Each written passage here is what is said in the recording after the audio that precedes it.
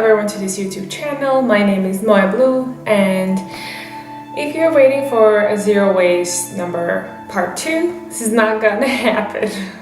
The reason why not is because I lost all of the footage. I haven't really lost it, I actually deleted it and I thought it was zero waste part 1, so props for me.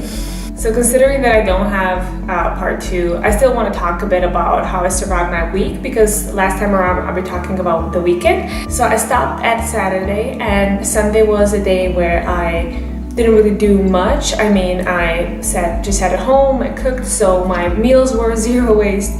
But the only thing that I used was a piece of paper, because my sister had her wedding anniversary, so I had to do something. I had to make some sort of, message or something, create something, and it was really cute and I don't regret it, but still I would like to find out where I can buy recycled paper. So yeah, I pretty much survived Sunday. Again, if you go out and shop for yourself, you can kind of organize what you're gonna bring, like bags or water bottle or whatever, and it gets a bit tricky when you order stuff. So even if you order like a drink, they will give you a napkin, or if you buy fast food, that's most probably where they're gonna give you plastic or paper, or so yeah. So I told you that I'm an herb lover, so I really try drinking infusions or like peppermint or chamomile teas. And one of the things that I actually implemented are that I buy fresh mint, so you can do that instead of buying mint with tea bags, or I drank lemon with water, or water with lemon. You can still drink normal tea, like in tea bags, but you have to, you don't have to, but just make sure that the bags are 100% recyclable. And still I'm sure there's some shops where you can buy like dried herbs on grams, and there must be something. So my meals were pretty straightforward. They're very simple, because in the morning I eat my oatmeal. Again, everything I buy is zero waste.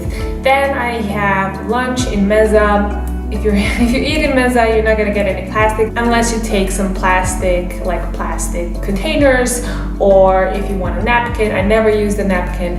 And then in the evening, I would just cook something for myself. So I would cook one day, and then I would have something for the next 2 days or 3 days. So I was pretty good.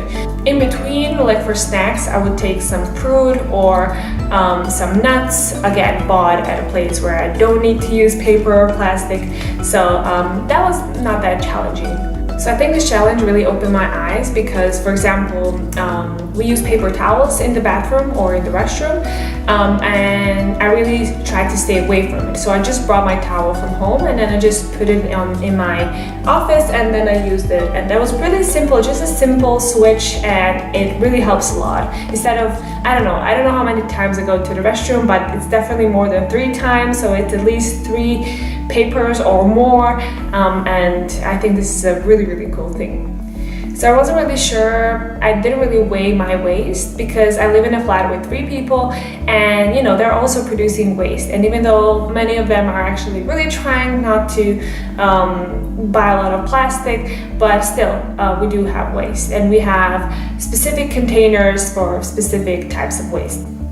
So one of the things that I implemented is, if you really cannot just get away with using plastic bags, then I would use the compostable ones. So the ones that would, in a month or 2, they would compost, and then they're not going to be plastic laying around our fields. So when I started this challenge, there were still some things that I haven't used and I opened before the challenge. So for example, soy milk, and I don't know, like maybe some fruits. And I did not want this to go to waste, so I decided to use these things. You don't have to do it, but if I pay for it, I'm not gonna let it go to waste. So definitely that's what I did. So this was something that I also had to throw away, but it was like maybe two like containers or something like that, nothing much. And I think that in the beginning I felt really bad, because I still produced waste, so I still was, contributing to this problem, and I felt really bad. And then later on I decided, okay, do your best. Obviously you cannot do 100% zero waste. If you can, then that's amazing for you, but I think that it's better to do little steps and do one by one.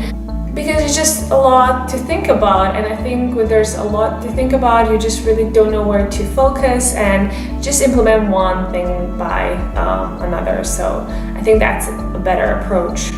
And what I realized is that throughout this process you will feel bad because no one's helping you, you know. You go to a supermarket and everything's packed in something, you know, and it can either be paper or plastic or whatever, but you're kind of left alone. And I think that's the core of the problem here, you know. If companies and providers would actually change the way they negotiate, maybe if they would recycle some things and use them as packaging, I think that will be more acceptable. But the fact that no one's doing anything, like 99% of companies are not doing anything, I think that's the saddest part.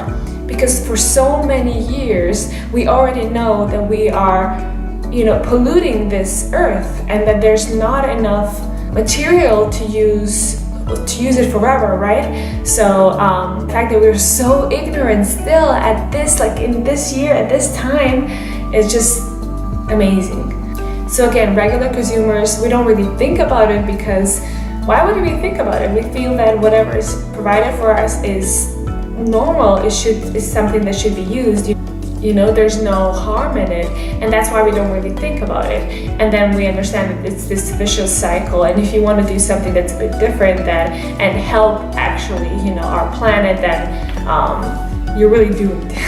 I still do encourage you to try zero waste. Well, less waste, let's say it like that. I'm still doing it. Sometimes it's impossible. Sometimes it's really easy. I think if you're based at your home, then it's really easy. Then you can make some changes.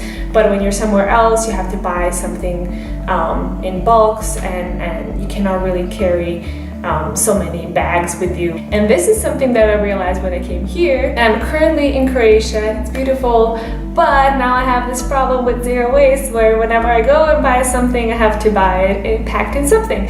So I am definitely struggling, but I am doing the best that I can. Thanks again for watching my video. Sorry that I actually don't really have any footage from the last, well, from part 2, zero waste part 2, but I guess that's okay. That's life, right? Some things happen. So I hope you're having the most amazing day, and see you soon. Bye!